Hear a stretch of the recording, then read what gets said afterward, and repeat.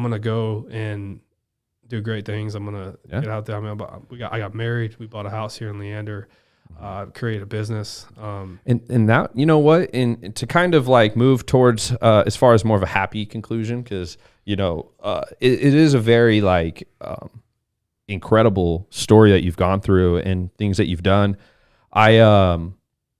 You know, now that all that is past, I'm now curious. I'm sure people that are listening and watching, you know, what are you doing nowadays? So what I'm doing is there's a lot, man, like to say that there was a turning, like literally every foot of my life after I was exonerated, there's been a turn somewhere. Like I can't tell you what's going to happen in 2 months, dude. I mean, my life has drastically changed. Like I went from being a football player on to go do great things in football to being in a prison cell, being labeled one of the worst things you could ever be in the world, fighting for your life, living a nightmare, and then proving your innocence, getting spit out into society, having to adjust, then continuing to fight your life for 2 years to wait for the court to see if you're either going to go back to prison or get exonerated, then getting exonerated. After I got exonerated, I immediately started, you know, it was so crazy because my bachelor party a week before I was married, me and my buddies, we went axe throwing. Oh, hell yeah. And I've never been. I thought it was really cool. I've always loved throwing knives when I was a kid. I threw knives at trees out in the country. I've thrown axes before, but it was like rednecks. I throw trees and darts. I love darts. We always had a dartboard at the house. So I was like, man, I've never thrown an axe. I thought it was pretty cool. So we went to go and do it in Dallas for my bachelor's party. And we had a great time, man. I was like a natural at it. I was hitting bullseye after bullseye. Did a couple competitions, won first place, just amateur stuff. And then I was like, man, I took a lot of business classes. Yeah. And I was already at UT, Austin, by the way. I got into UT Austin. Yep. And at the time, and I was a kinesiology major at the time, but I've always wanted to create my own business. I'm an entrepreneur at heart. Yeah. And so this is a place to do it. I talk about it all the time on here. Yeah. Austin is a huge entrepreneurial city. So. I'm telling you, dude. And so I end up looking at it, I'm like, man, what if I open up my own axe throwing place? You know, and I look at it and I kind of run the numbers. I got a buddy of mine who has been a coach at Urban Axes down here. And he is like, man, it's extremely profitable if you do it right. So I'll think about it. I'm like, I don't want to open up a place though, but this is super fun. I wonder if anybody ever like does it in their backyard and stuff, because after you do it, you kind of want to have your own, right? You don't want to pay an arm and a leg to go and throw at this venue, right? It's cool. It's BYOB and all that, right? Yeah. But some people just want to go and throw and have fun with their buddies. And why can't you do that in your backyard with the same exact target, with the same exact axe? And so I started researching online, and nobody really actually manufactures and sells a axe throwing target, something that you can fit in a box and ship it and sell on Amazon, Etsy, Walmart, and stuff like that.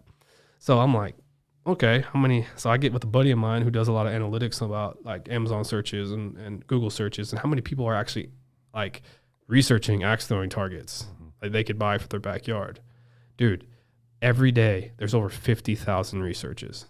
50,000 researches in the search bar of axe throwing targets near me, right, for sale. Nobody's doing it. And I'm like, the pandemic hits and I lose my online personal training job, right after my wedding. We all lost everything. Yeah. I lost my job, man. Nobody can go to the gym, and very few people were trying to like get at home programming. They didn't have the equipment. Yeah. And they were so scared about their income. Gym equipment sold out like first week. So. And so people are like, hey, I'm sorry, I'm gonna have to pause this until gyms open back up. I'm like, well, I got ends to meet too, so I'm gonna have to figure something out. And so at the time while I was trying to figure something out, I was just trying to get my stress off of me. And so I went to Home Depot and got a bunch of wood and made my own axe throwing target in the backyard and started throwing at it, and it was tons of fun. I posted it on my social media. This is before documentary and everything aired, that is. Started throwing at it, and everybody, like, there was like a dozen people, man, saying like, hey man, can you make me one of these? I went the other day and it was extremely fun.